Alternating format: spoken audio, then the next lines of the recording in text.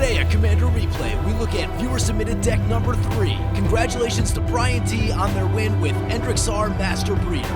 Next on Commander Replay. Welcome back, everyone. Viewer-submitted deck contest winner number 3, Endrek Sahr Master Breeder. Congratulations to Brian T on their win with the deck.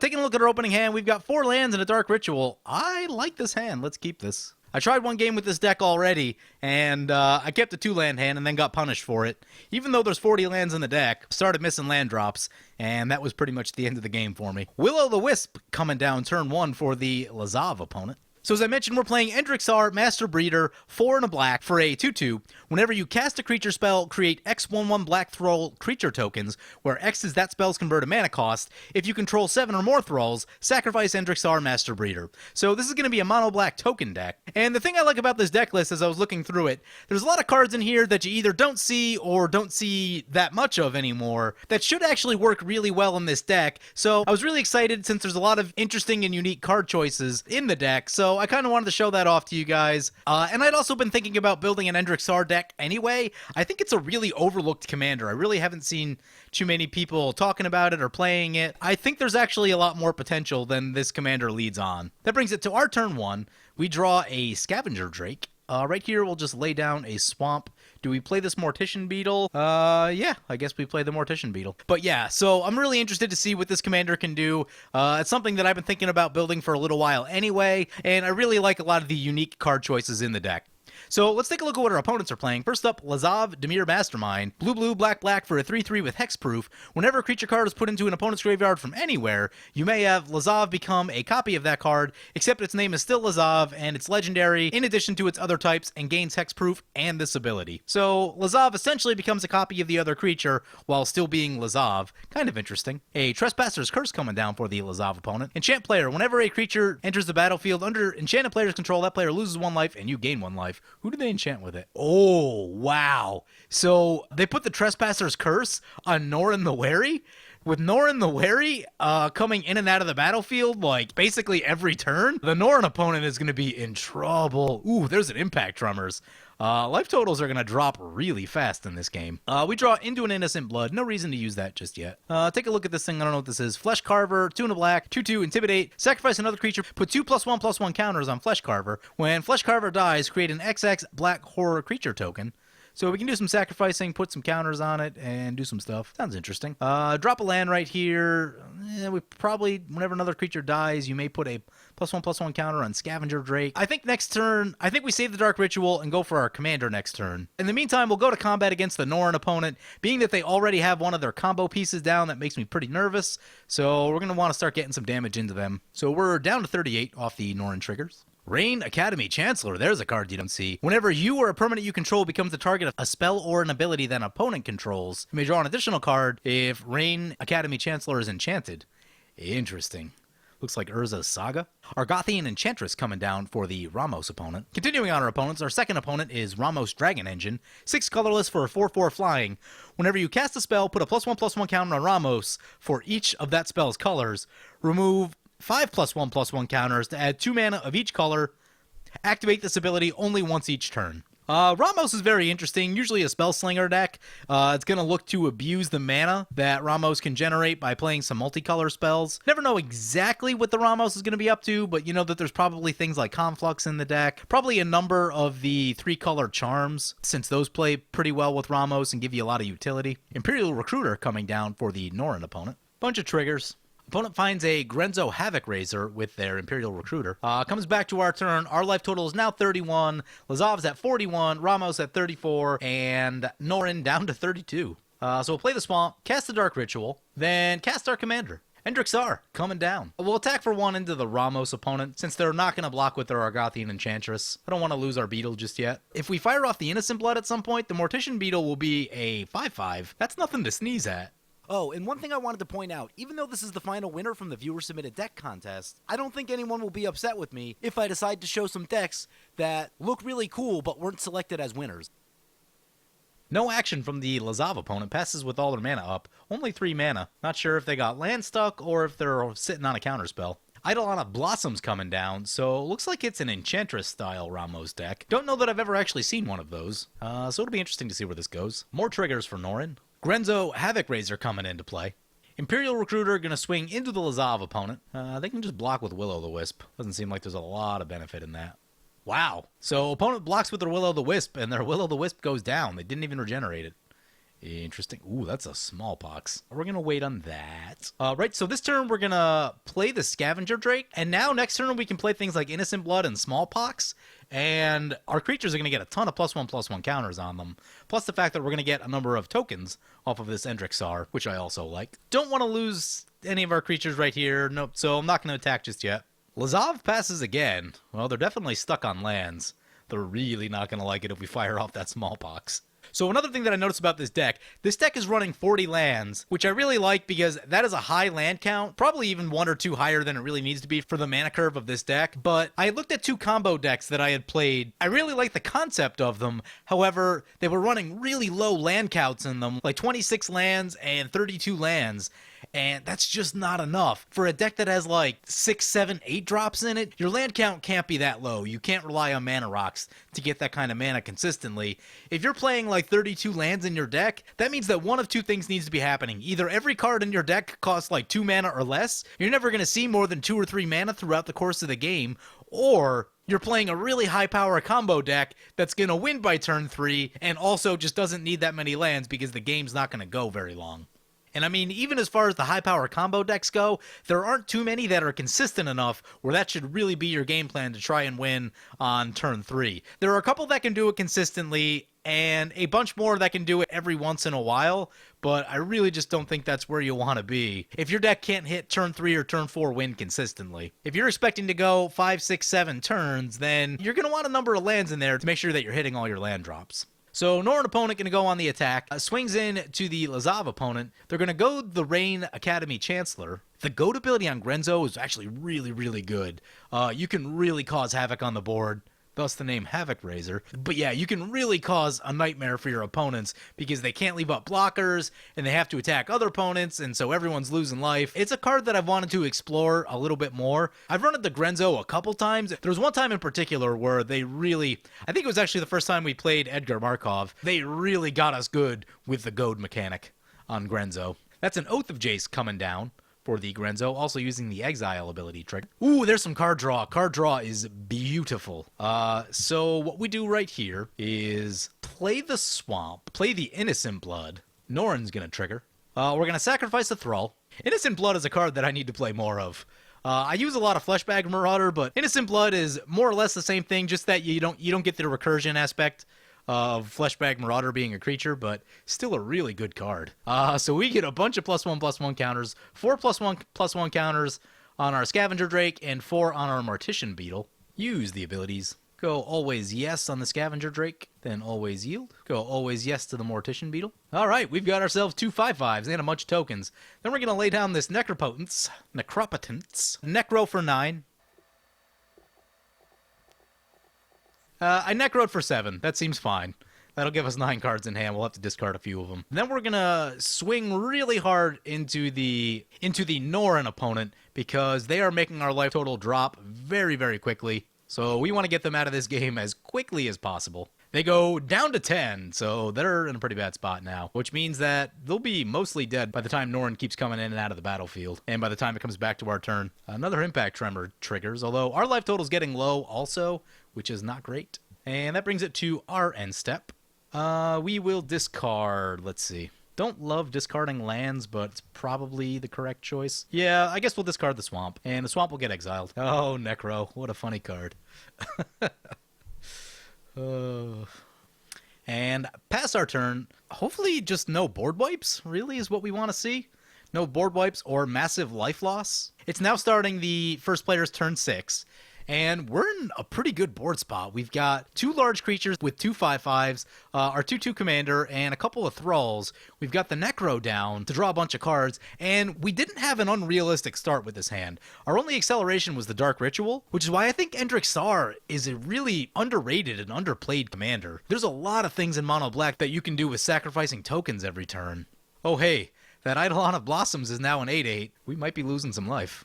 I should have left the throw back to block. Didn't really count on an 8-8 being on the board and ready to attack this turn. That is not a thing I saw coming.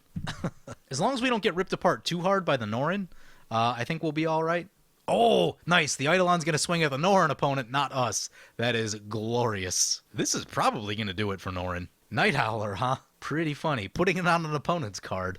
So the Lazav opponent wanted the Eidolon to swing into us because of the Necropotence, but they chose to go into the Norin opponent, and that's going to take Norin down, and that's also going to put us into a really good position. Basically anything other than board wipe right here, and I feel really good about where we're at. The question is whether we're in a good enough place to lay down this Demon of Death's Gate. The answer is probably not. Do we have to sacrifice 3 creatures? We could potentially... Oh no, it's the board wipe! Oh, there's a Hollowed Burial. Oh, we were in such a good spot. Oh, that's rough. Ooh, so Paradox Haze coming down for the Ramos opponent, and a Sylvan Scrying. Paradox Haze is interesting. Gonna get a Reliquary Tower. And that brings it back to our turn. We skip our draw step because of Necropotence. Play the Temple of the False God. That puts us on 7 mana, which means I think we just recast our commander on 7. So recast the Endrek Sahr, and then next turn we can start slamming creatures and sacrificing things and doing all kinds of fun stuff with some of the cool things we have in hand. I should have drew one more time with the Necro, but I guess it's okay for now. I would have liked to keep making land drops, but preserving our life total is also a thing to consider. The red opponent is gone, so that is good. The continuous life loss should slow down a bit and should become a little bit more conventional in the sense of creatures attacking and so on and so forth. Saldevi Excavation's coming down for the Lazav. Gonna sacrifice an island. This card's actually really good. I was playing a blue deck the other day. Since I don't play a lot of blue, I don't get to run this thing very often. But yeah, especially as the game goes on and you're needing a big draw, when you can start scrying away the land for basically 2 mana, that's a really big deal. Great value card. Liliana's Reaver coming down. Yeah, that's a card. Opponent's going to swing into us with the Night Howler. Nothing we can do about it. Just going to have to take it. Go down to 16. I kind of want the Ramos opponent to cast their commander because I want to lay down this Fleshbag Marauder and Merciless Executioner on our next turn. There's a Greater Oromancy coming down for the Ramos. Oblivion Ring. Let's see what it goes after. Probably the Necro. Yeah, it's going to be the Necro. That'll give us our draw step back, which I actually kind of like.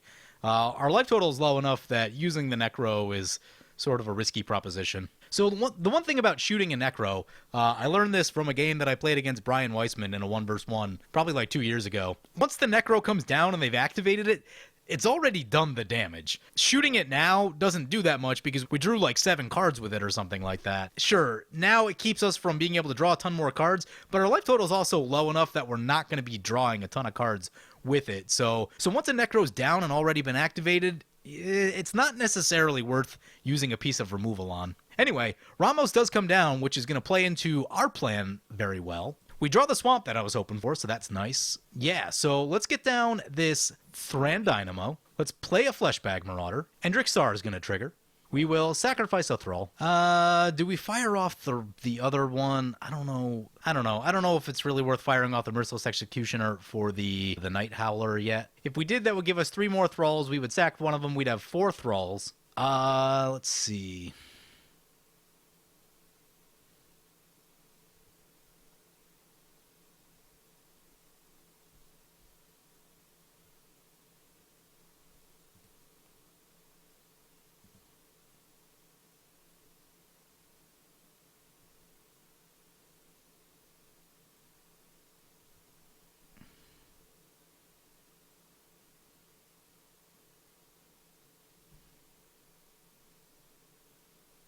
Ooh, the Demon of the Death Gate does take 6 life to do the alternate casting cost. So you know what? Right here, I think we actually play the Flesh Carver. Yeah, I like that. All right. So that gives us more Thralls. Now we lay down the Demon of Death's Gate. Just going to hope for no more removal. Sacrifice 3 creatures. And this will give us a bunch more Thralls. And we're going to have to sacrifice our Endrek Sahr. But this does put our opponents into a position of needing another board wipe. So that is something that I do like. Now, if they have it, we're probably going to be in some trouble because we did just run out a ton of our cards, burned more of our life, and our life total is starting to look a little bit low. Glimmer of Genius for the Lazav. That's good. That's not a board wipe, though it can find them a board wipe. So they put both cards on the bottom, so they didn't necessarily find what they were looking for. That's good news. And they lay down a Disciple of Deceit. Inspired, whenever it becomes untapped, discard a non-land card. If you do, search your library for a card with the same converted mana cost as that card, reveal it, put it in your hand, shuffle. That seems pretty good. And the Night Howler are going to swing into the Ramos opponent. Sounds good to me. Paradox Haze is going to trigger, but doesn't appear to be any upkeep triggers yet for our opponent. Demon of Death's Gate. What a fun card. Not a card that you get to play all that often. It's probably a bomb in draft. I don't know, I haven't drafted that much M11. I did a long time ago, but it's been a while. I guess it depends on what the removal is like in M11 also, because sacrificing 3 creatures to get that down is pretty steep cost. Luminarch Ascension coming down for the Ramos opponent. And an, Enduring Ideal. Ghostly Prison, probably? Solitary Confinement could be a problem. It's an Enduring Ideal deck. Yeah, I thought there might be something like that with the Paradox Haze. The question is whether opponent can survive our turn. The other opponent says, the longer it takes, the less scared I am to resolve this tutor. Yeah, that means that they probably don't have an automatic go-to for this situation. They have to have Ghostly Prison in there if they're playing Enduring Ideal. Like, that has to be a thing. Solitary Confinement. Solitary Confinement is rough. We can still get them with life loss. We just don't have anything that causes life loss. The Smallpox. The Smallpox will make them discard. So they have to be able to discard to keep the Solitary Confinement around. So if we play Smallpox, their hand will be empty, and that'll get rid of the Solitary Confinement. So that seems like good news. Right here, let us play the Ashnod's Altar. Gonna play the Merciless Executioner. Sacrifice the Thrall. Play Smallpox. So I'm glad we saved that Smallpox, because I had thought about using it earlier. This should hopefully work out. Opponent says, oh snap. Sacrifice another Thrall. We need to sacrifice a land. We'll sacrifice a Tap Swamp. Then we will go to combat. We'll leave one blocker back since it has so many sickness anyway. But otherwise I feel pretty comfortable that nothing's going to be coming down with haste in the next turn cycle. Ooh, we take opponent from 30-something down to 14. Nice. Anything else? No, we can't. We don't want to recast our commander yet. We can leave up some mana. We'll just want to make sure we use our Flesh Carver should things start to go wrong. Opponent's going to scry one with their Saldevi Excavations. That's good news. That is not them casting a board wipe. Back on the board wipe or bust situation, although Ramos is still going to have some play if they have things like Ghostly Prison in their deck or what's that one, Power Stone Minefield. Ooh, and actually I don't even know that we needed to play the Smallpox. So Paradox Haze is going to cause 2 triggers on the Solitary Confinement. So I guess that was going to go away even without playing the Smallpox, but just to be sure. So Solitary Confinement down. Paradox Haze is going to trigger. That will give them 2 enchantments this turn. You can do some bad stuff when you can get 2 enchantments. I saw a deck like this a while back that was using Paradox Haze, Doubling Season, and Assemble the Legion, and you get so many tokens. Like, the first turn cycle, you get a handful of tokens, like just enough to block and do stuff like that. The second and third turn cycles, you get a ton of tokens. You have 2 upkeeps, and each time you add 2 counters to the card for each upkeep, and then you double the number of tokens from the counters from the Doubling Season. It is ridiculous. There's a Sphere of Safety. Ooh, Sphere of Safety is trouble. 1, 2, 3, 4, 5, 6. 6 enchantments currently. It's going to be pretty expensive. Luckily, we do have 1 big creature in the Demon of Death's Gate, which is, it'll be worth the mana cost to try and swing in with that. Oh god, why are our... And that's a Humility. Oh boy. Humility is bad news. Yeah, Humility is really bad. I wish in response to that Humility we had sacked some Thralls. But Humility is a card that I hate. Because it causes situations like this where it is the ultimate feel bads. We are a mono black, so like Ugin and Oblivion Stone are more or less the only ways. I know there's a couple other cards that do it, but Ugin and Oblivion Stone are really the only cards that you want to be running in most decks that'll interact to get rid of enchantments. I mean, the question is, do we just kill the Lazav opponent and play for second place? I don't know. We'll give it a turn before we do that. We have... Oh man, it's going to get so expensive to attack into our opponent. Yeah, send 1 Thrall in. Gotta pay 7. Ooh, that is rough.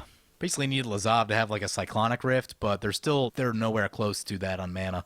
They've got 4, 5, 6. Oh, they got 6 mana. They need to draw a land and a Cyclonic Rift, and then we could get there. But even then, it'll take us time to rebuild. Actually, no. So if they Cyclonic Rift, all that stuff will end up in our opponent's hand, and they won't be able to recast it. So yeah, Cyclonic Rift would do some damage. Oh, hey, they got Luminarch Ascension powering up. Yep, there's Assemble the Legion. Reprocess would be interesting. We could draw a lot of stuff with it. No, Falconwrath Noble's not going to do it. Ooh, opponent's got an Impact Tremors. Yeah, it's going to start dwindling down our life total. think this is going to be a quick game from here on out. Taking a look through the deck list, we have nothing to remove enchantments in this deck list. So that is the problem with being a mono black deck. It is hard to remove enchantments. Your best bets to do so are Ugin and Oblivion Stone. Nevinyrral's Disc is okay, but it's a little bit slow. I don't care for it. So we have a Viscera Seer. We're going to play the Viscera Seer. And if worse comes to worse, we'll just have to sacrifice a million things. Oh, right. Yeah, Viscera Seer has no abilities. Wonderful. Humility. Such an annoying card. Oop, Luminarch Ascension's going to get another counter on it. That's not good. That will kill us in a hurry. Opponent's going to scry at the end step. Yep, hopefully something to deal with our other opponent. Thran Dynamo for the Lazav, finally getting some mana going. Luminarch Ascension getting its 4th counter. Luminarch Ascension is active. Ugh. Blade of the Blood Chief is something that we could draw into. It would actually make one of our creatures big enough to be relevant. It won't have any abilities, but... Actually, well, the Luminarch Ascension is less good since the 4/4s are 1/1s. Although with the Impact Tremors, we might just die here. Yep, opponent just going to pump out the Angels. Yeah, we're dead. Oh, man, that sucks. Yeah, we will die this turn. Opponent just has to keep pumping out tokens with the Impact Tremors, so... Ugh. Frustrating loss. We were in such good board position. We had a ton of creatures on board. Unless you know it's coming, it's very hard to predict that someone's playing an Enduring Ideal deck. Even more so that things like Humility come into play. So Humility has to be one of the most frustrating cards to play against, especially for me. Particularly, I play a lot of creature decks. Oh, just so rough. I have faced it in paper a few times too, and Humility is one of those cards that says you need to have enchantment removal on the spot. Otherwise, you will do nothing. So in my red-white decks, I have played more enchantment removal because of that. But it is a thing that most people don't run most of the time. It only fits in certain style of decks. This, unfortunately, being one of them. But like I said, I really like the way that this deck played. We were in great board position. We basically put our opponents to the test. Unfortunately, Ramos did have the answers in Enduring Ideal, Solitary Confinement, and Humility. So what that says to me about this deck, and we finally go down, we're finally at 0, but what that says to me about this deck is that if I were going to make changes, I would devote 1 or 2 slots to being able to deal with problem situations like this. That's going to be your Oblivion Stone, All Is Dust, and Ugin are probably your best bets. Because every once in a while, there is just a problem permanent on board that you need to be able to do something about. You don't want to lock yourself out from being able to deal with enchantments at all. There's an Ether Spouts for our opponent. That's something. So opponent going to cling to life for another turn. But like I said, it is a hard thing to account for that. When you're building your deck, you're not counting on your opponent laying down a Humility. Although for me, having faced it a few times, it is something that is in the back of my mind that I'm playing a creature deck. How am I going to deal with Humility if it comes down? And unfortunately for us, we didn't have a way to get rid of the Humility, and we weren't able to kill our opponent before they could get to it, which is unfortunate. They had the board wipe just when they needed it, and that was pretty frustrating. If we left Norin in there for another turn, it would have dwindled their life total down much more. But that would have been also at the risk of our life total dwindling down too much, because I think we were down to about 10 at the end there, so life was pretty low for us as well. And Ramos Dragon Engine getting there with Enduring Ideal and Humility. Ugh. Anyway, like I just said, I do really like the deck. I would probably devote 1 or 2 slots to some enchantment removal. But other than that, the deck played really well. Like I said, we didn't have a crazy start. All we had was a Dark Ritual. We were just off to the races playing creatures and getting counters on things and sacrificing things, and really like the deck. Something I want to experiment with a little bit more. Congratulations to Brian T. And I hope you guys enjoyed the video. As always, feel free to comment, like, or subscribe. Thank you for watching.